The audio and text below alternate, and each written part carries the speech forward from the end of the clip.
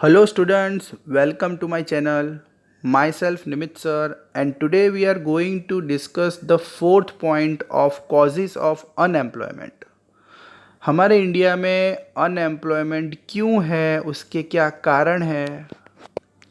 पहले तीन पॉइंट हमने प्रीवियस वीडियो में डिस्कस किए थे, और अगर आपने वो वीडियो नहीं देखा हो तो प्लीज़ उसे एक बार आप देख लीजिएगा, तो आपको अच्छे से समझ में आ जाएगा। आइए फोर्थ पॉइंट डिस्कस करते हैं, capital intensive technique of production. Capital intensive का मतलब ऐसा टेक्निक जिसमें सिर्फ मशीन यूज़ किया जाता है, जहाँ पे मशीन का उपयोग ज़्यादा होता है, उसे हम कैपिटल इंटेंसिव बोलते हैं। There is a scarcity. Scarcity का मतलब होता है स्टूडेंट शॉर्टेज। ओके, तो स्कैरसिटी का मतलब होता है शॉर्टेज। तो यहाँ पे हम शॉर्टेज के बारे में पहले मैं आपको बता देता हूँ। इंडिया में मशीन का शॉर्टेज है एंड एबेंडेंस ऑफ लेबर। अगर आप देखो तो लेबर बहुत ज़्यादा है इंडिया में। एबेंडेंस का मतलब बहुत ज़्यादा है, मोर लेबर। इंडिया एक ऐसी कंट्री है जिसमें लेबर आपको ज़्यादा मिलेगा, बट कैपिटल का मतलब मशीन से रिलेटेड जो काम होता है, मशीन्स कम मिलेगी। मतलब capital intensive technique of production एक ऐसा प्रोडक्शन है जिसमें सिर्फ मशीन यूज़ किया जाता है। पर इंडिया में प्रॉब्लम यह है कि स्कैरसिटी है। हम लोग मशीन तो यूज़ करते हैं, पर हमारे पास इतनी मशीन है नहीं। हम इंडियंस को ज़्यादा लेबर यूज़ करने चाहिए, बिकॉज हमारे पास लेबर ज़्यादा है, वर्कर ज़्यादा है। क्योंकि इंडिया एक ऐसी कंट्री है जहाँ पे पॉपुलेशन बहुत ज़्यादा है, 130 करोड़ से भी ज़्यादा पॉपुलेशन है। पर हमारे जो गवर्नमेंट है वो मशीन को ज़्यादा फोकस करती है, लेबर को ज़्यादा फोकस नहीं करती। तो in this situation, to solve the problem of unemployment, labour intensive technique production should be adopted. Labour intensive का मतलब ऐसा बिजनेस स्टार्ट करना है जिसमें आपको वर्कर्स की रिक्वायरमेंट ज़्यादा हो, ना कि मशीन की रिक्वायरमेंट। मतलब अगर आप अपने देश में से बेरोज़गारी को हटाना चाहते हो तो मशीन का यूज़ करना बंद करो और उसकी जगह पे लेबर्स, वर्कर्स से ज़्यादा काम करवाओ। उनको फिर ज़्यादा काम मिलेगा तो अनएम्प्लॉयमेंट ऑटोमेटिकली ख़त्म हो जाएगा। इन प्लानिंग स्कीम, मैंने आपको बताया था इंडिया में जब प्लानिंग बना था, जो पहला जो प्लानिंग हमारे इंडिया में क्रिएट हुआ था वो 1956 में हुआ था। फिर हर 5-5 साल में प्लानिंग पीरियड चेंज होता है। जैसे गवर्नमेंट भी एवरी 5 ईयर में बदलती है, वैसे प्लानिंग पीरियड भी बदलता है। तो हमारा जब प्लानिंग पीरियड बना था तो उसमें भी हम लोग, हमारी जो सरकार है, हमारी गवर्नमेंट ने ज़्यादा फोकस कैपिटल इंटेंसिव टेक्निक पे किया था। मतलब जैसे उन्होंने देखा था कि जो फॉरेन कंट्रीज है, जैसे अमेरिका है, चाइना है, वो एकदम डेवलप हो रहे हैं क्योंकि वो मशीन का उपयोग ज़्यादा कर रहे हैं। तो हमारे जो सरकार है उन्होंने भी मशीन का यूज़ करना स्टार्ट किया। पर वो ये भूल गए कि इंडिया में इतना पैसा नहीं है कि जिसकी वजह से हम इतना मशीन यूज़ कर पाए।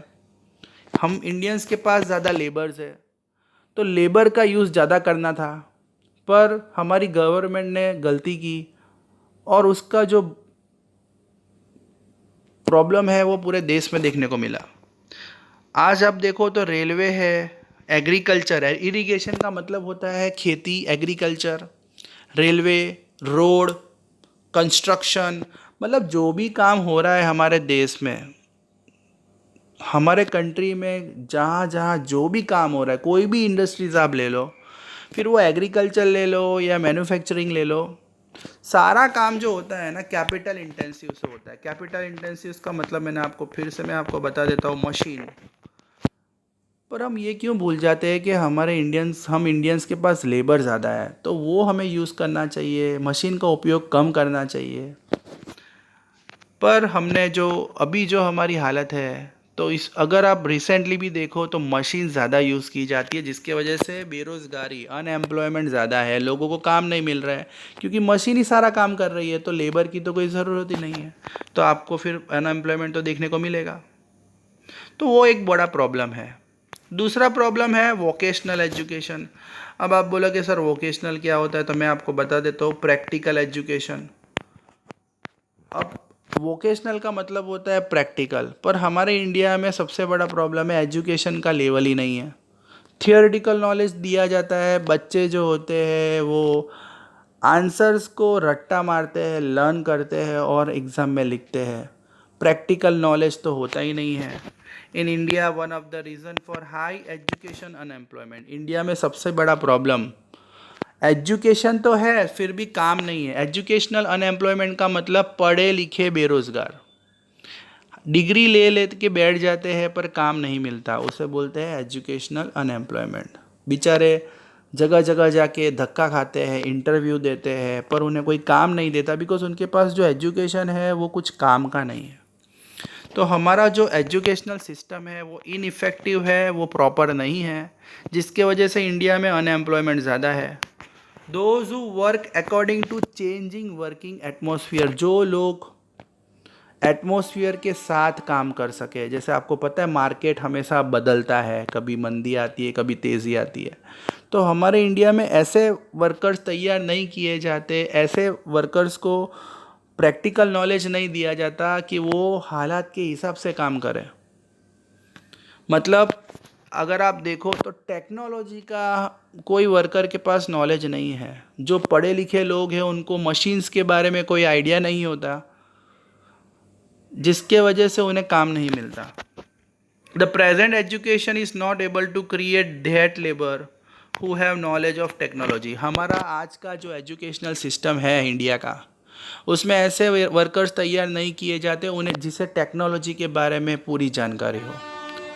सिर्फ पढ़ते हैं, सिलेबस के बारे में पता होता है, चैप्टर्स के बारे में पता होता है, बट प्रैक्टिकल नॉलेज ज़ीरो होता है, जिसकी वजह से काम नहीं मिलता। 6th नंबर का पॉइंट है lack of manpower planning. Manpower का मतलब वही होता है, ह्यूमन जो है, लेबर जो है वो टैलेंटेड नहीं है, उसके पास कोई नॉलेज नहीं है, उसे लैक ऑफ मैन पावर बोलते हैं। मतलब ये जो पॉइंट है ये 5th नंबर के पॉइंट से मिलता जुलता है।